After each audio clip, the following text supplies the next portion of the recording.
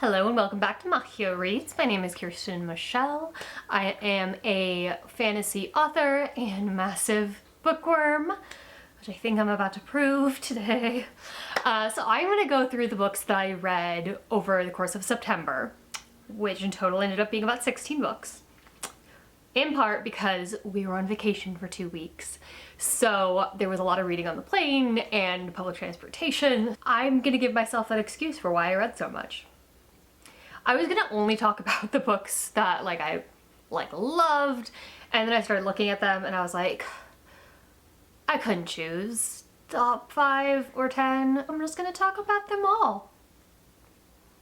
We are gonna get started, so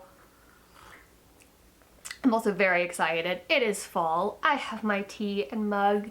Japan was so hot and so humid. I am dying inside still, having spent 2 weeks there. So I'm so happy to be back in real fall weather. Okay, the first book I read in September was Obsidio, which was the third in the Illuminae? I always forget if it's Illuminae or Illumini. Illuminae series by Amie Kaufman and Kristoff. I had read the other 2 books in August. This was the third one. I don't want to talk too much about it since it's obviously a sequel. I ended up really enjoying it. I think I liked the first 2 better, but it wasn't because the third one's bad. I think there was just personal reasons why I liked the characters, and the third one was just so dark. Really horrifying stuff happens, which is funny because the first 2 books are also horrifying, so I don't know why the stuff that happened in the third book was so much worse to me. But it was. So yes, ended up loving it. Highly recommend. Loved the trilogy as a whole. The Illumini files, just really fun overall. The second 2 books I'm going to talk about, I didn't read in order, but they're both the same series, same author. Those are Kiersten White's, and I realized I don't know the name of the series. We're just gonna magically write it over here. But it is the third and the 4th book in that series. It is Camp Creepy and the Menacing Manor. So this is a middle grade series, and the way I see it is very much, it's a series of unfortunate events for a new generation. And I love it. I really do. Camp Creepy, which is the 3rd book, was by far my favorite book in the series. I think the series definitely skews a little young, so there's things that happen. It's very weird, and I love that. I love that it's like just the car disappears as they're in the middle of driving. Their aunt's car just starts disappearing, and they're like, huh, okay, that's weird. Let's get out and we'll go walk now. That kind of stuff. I love that. But Camp Creepy, I think specifically, there was just some of the stuff that happened, the plot, I think was the most fun and the most surprising of the one so far. I mean, part of that is probably the second one has a lot of Dracula references, and then the 4th one has a lot of Frankenstein references. So it was predictable, but if you're a kid, you're probably not predicting that stuff as much. That is just my obsession with those books. So overall, I love the series, especially if you don't mind like a younger middle grade series and you love series of unfortunate events. Love. Kiersten White has my heart. And not just because she has the best name. Okay. The other one I read that was middle grade was What Lives in the Woods by Lindsay Currie. I liked this book. That makes it sound so bad. I made that sound bad. But I did. I liked the book. I think the twist, the plot itself was just, And I can't say it. It's spoilers if I tell you why.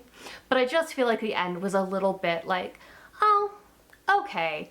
And part of that is probably because it's middle grade, but I still think middle grade can be, and it wasn't like not dark, but the end made it feel like, never mind, everything's fine. Anyway, I don't know.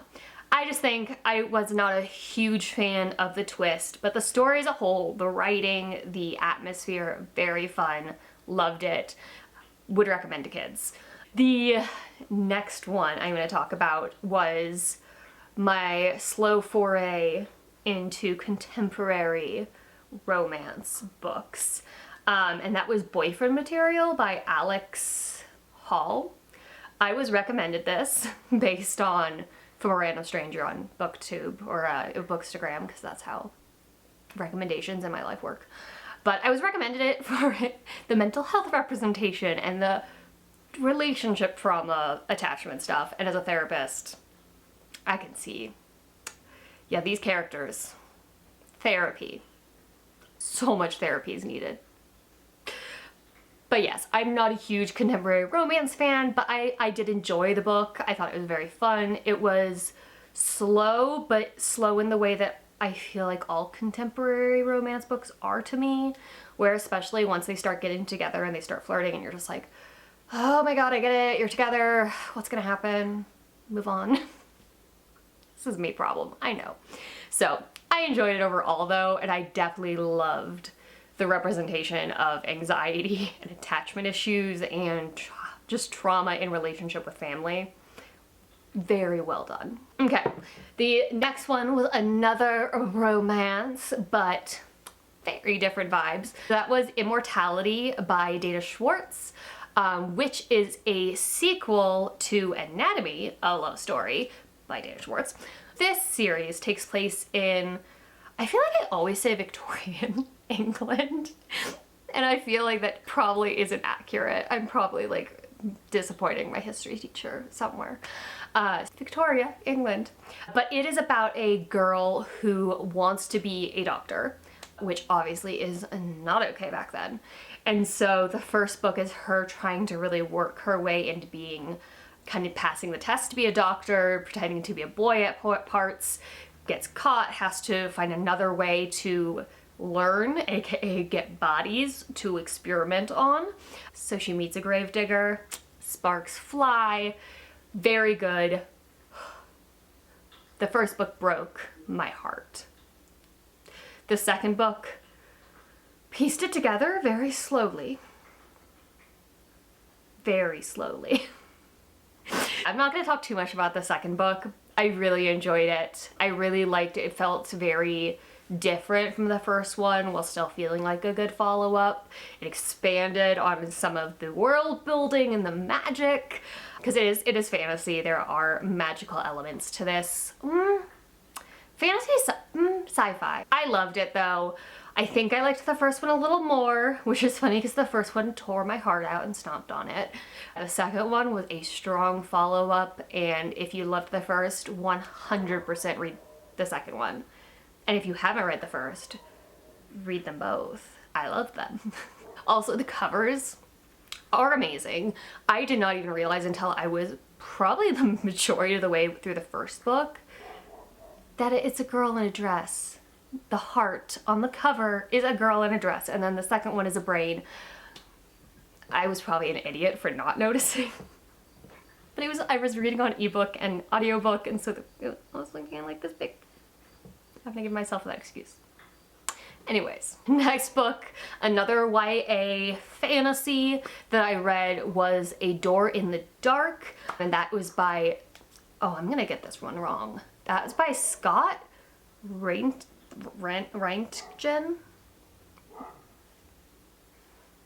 This book I have seen multiple times in bookstores, and the cover really stood out to me.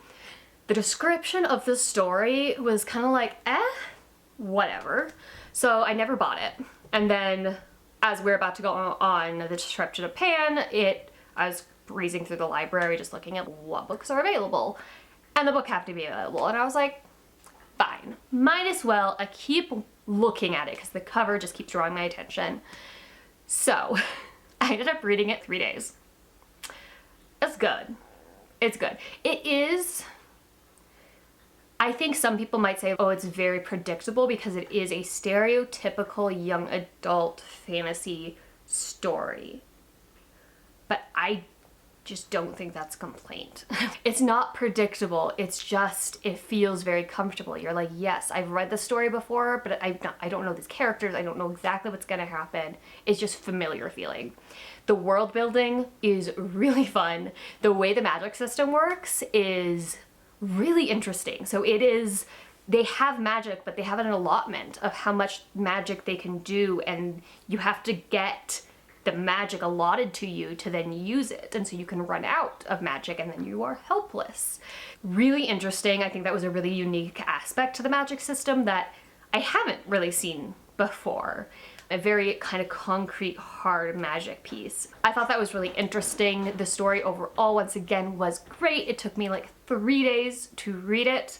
I'd highly recommend. I really enjoyed it. And yeah, if you want to buy the book, the cover is gorgeous. The next book. So this one, hands down, was probably one of my favorites for the month, which was not surprising and is not going to be surprising if you have any idea what's going on in pop culture. I actually own this one. That is Remarkably Bright Creatures by Shelby Van Pelt. This book, I saw it on shelves, saw it when it came out. It was pretty. It was a pretty cover. It's not my genre. It's a contemporary kind of literary fiction. It's not what I normally am drawn to. And then everyone kept talking about it. And I do. I love the cover. And then inside, on the chapters where the octopus is the narrator, there's this beautiful watercolor. So I ended up buying the book. I was like, fine, I'm gonna read it. Oh, I get why everyone loves it. I get why everyone was talking about it. It's so good. It's just so good. I didn't find the plot itself super surprising, but I didn't care. I think it was more about dramatic irony of the reader knowing what's about to happen, what's going on, and you sitting there going, oh my god, why can't the characters see this? Who's gonna tell them? Ah.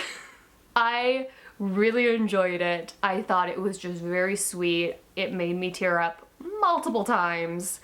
Characters were just beautiful. Something I saw a lot was like in the reviews after. I didn't actually look at the reviews beforehand. I just heard it was good and went and read it. A lot of people did not like one of the main characters. They called him unlikable. I mean, he had a lot of growth to do. He was not a great guy at the beginning. But I feel like that's the point. Like, you see him grow and develop, and he learns so much by the end that you're just like, and he had a lot of trauma, and he definitely was that person, and people are like, oh, they use their trauma as an excuse. Well, okay, trauma is an excuse when it comes to certain things. And he clearly needed therapy and needed to work through his trauma, and he just wasn't doing that, and he was just sitting with it and going, well, I'm traumatized, so therefore my life's ruined. But he goes through so much development and growth. I ended up loving him. I think he's a wonderful character. Yes, if he's unlikable at the beginning, obviously, but it's kind of like how in Schitt's Creek, the family is really unlikable at the beginning. And the whole reason that show is so good is because you get to see how much they grow. So, highly recommend. I know everyone's recommending it, so I'm not new or anything, but like, do it. Okay. So the next book I read, another YA fantasy, was Multitude of Dreams by Mara Rutherford.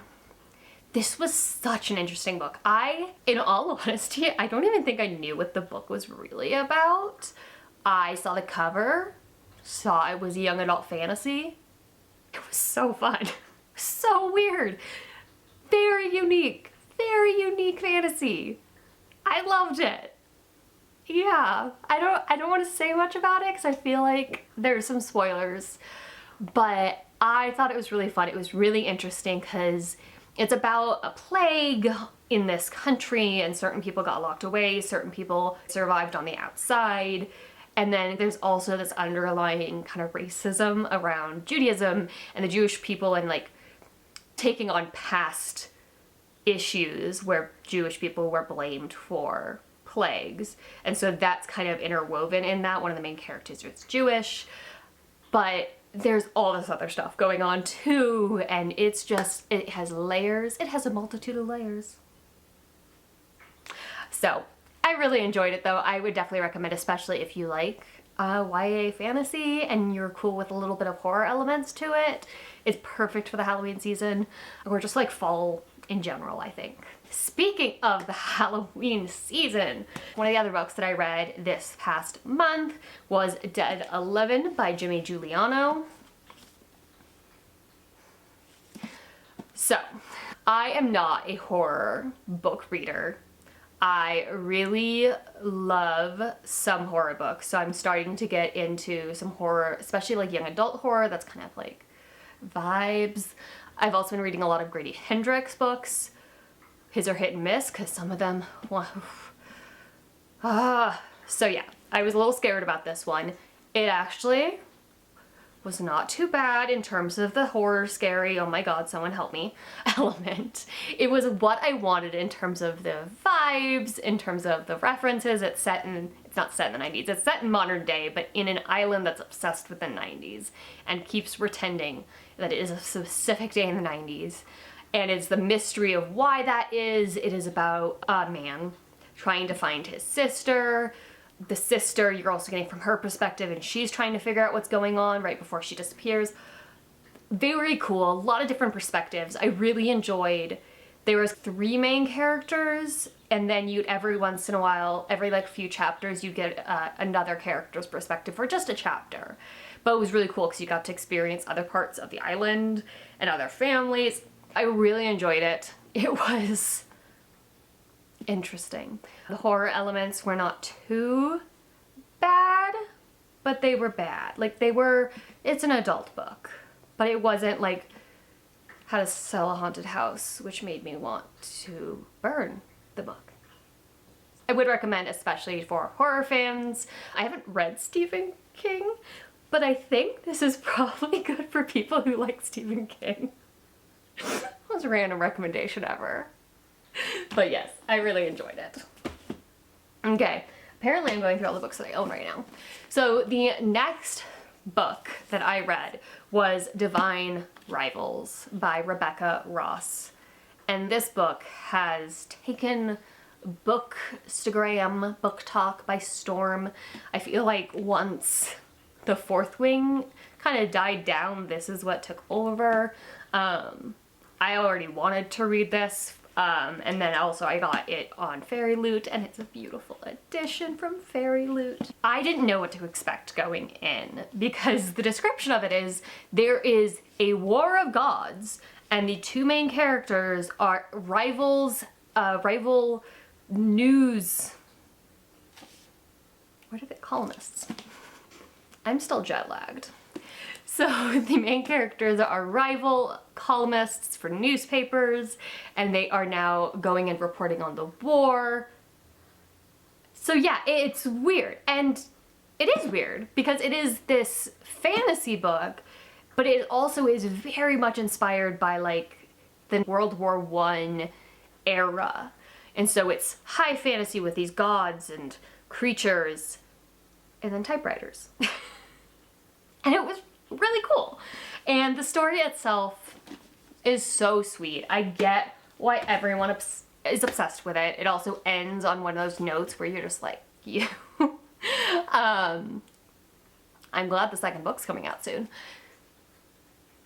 I get the hype. I think, in all honesty, it meets the hype. It was really freaking fun and cute, and the romance was sweet, and the characters are so amazing.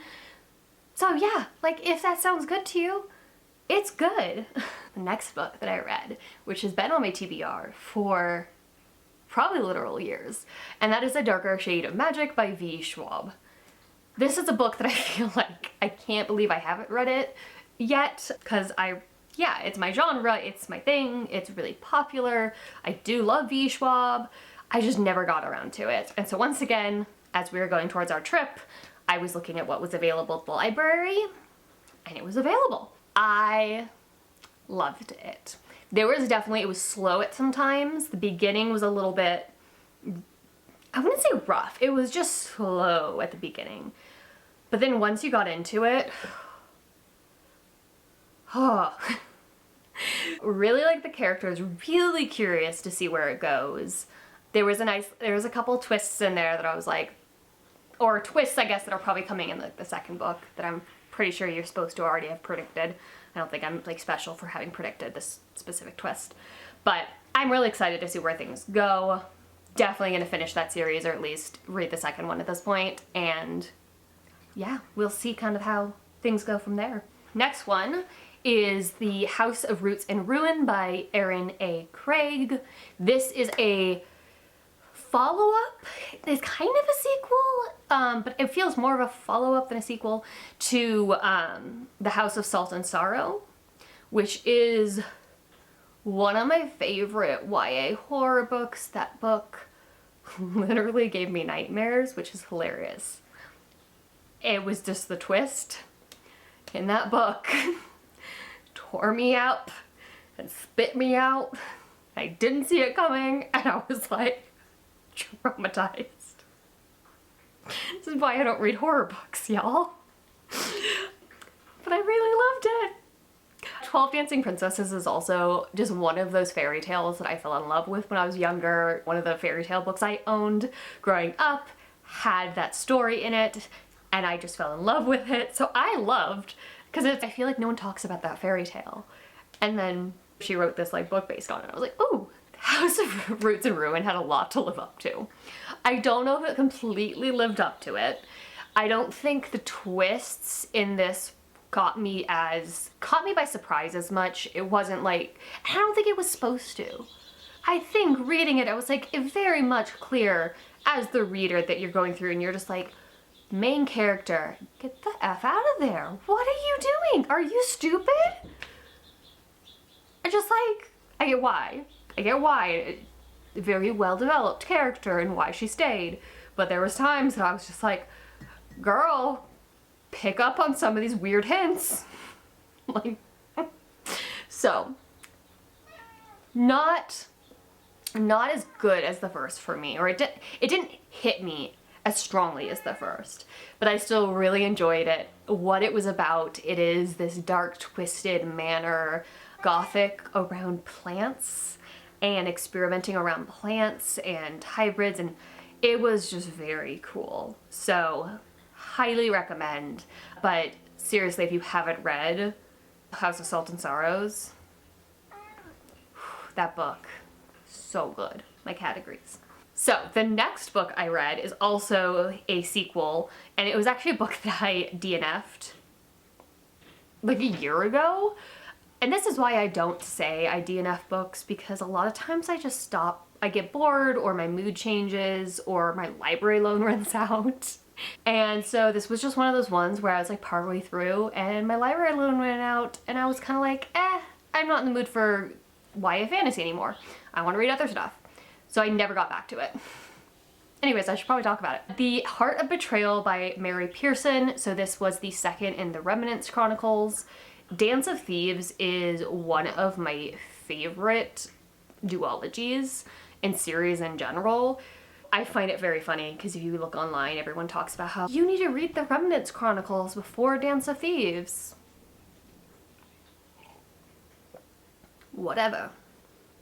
I am now finally back. I read the second one. I finished the second one. It's very good. I am excited to read the third one. It's very interesting having read A Dance of Thieves and now getting some of the background of this world. You're like, it's an interesting perspective. I really enjoyed it. I'm happy I went back to it finally.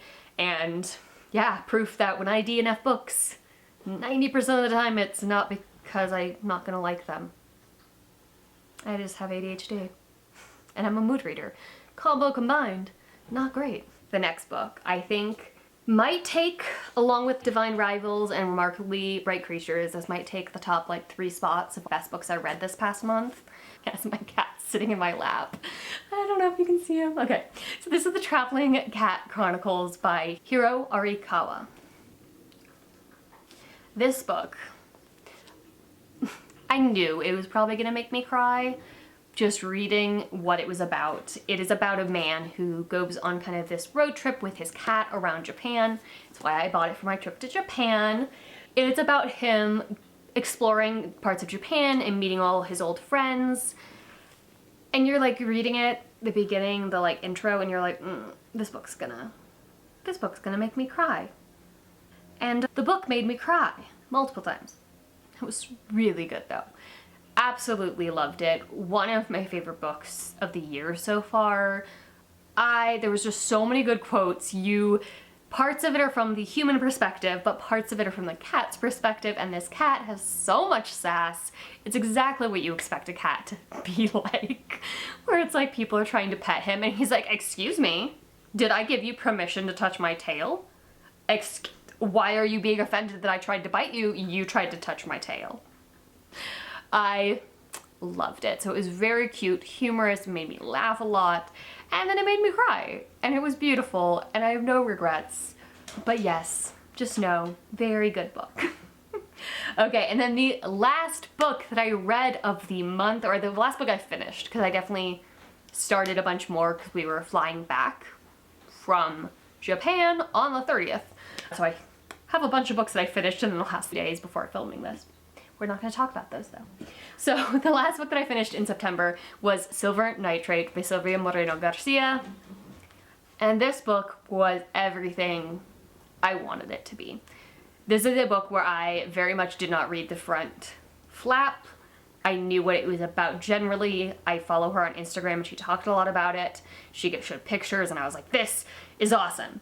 90s film industry, Mexico City, and then some magical realism, spooky, weird stuff.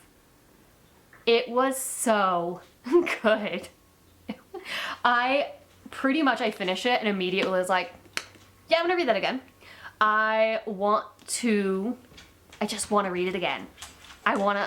It's just so weird. Some weird stuff happened that I feel like I need to sit with it longer. And it wasn't long enough. I just need to reread it. So I'll probably be talking about this again at some point. But once again, I'm not going to give a lot away because spoilers, but it is pretty much about this woman who is in the film industry. It is in the 90s, so it is very much, there's like a lot of sexism going on, and she's trying to get out of this glass ceiling kind of industry. And she ends up kind of meeting up with her friend, and then this guy had a classic film that he knew or knows, and they end up talking about the occult and how some old occultists were using film to make magic. And then magic is made and happens. And it's not great. Okay, take 2 on the outro. I don't know how, but the last part of the video just got cut off on the file. So it luckily only deleted the outro, I think. But yes. To wrap it up, I ended up reading 16 books total. I enjoyed, I think, most of them. There was a few that were kind of just but I think I would still recommend all of them.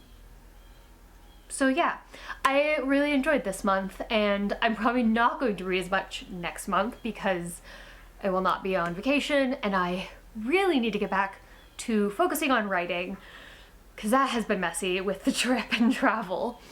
But anyways, let me know what you thought of the books. I'm really curious to hear other opinions because I always love, after reading, going onto Goodreads and seeing the reviews that are like, wow, did we read the same book?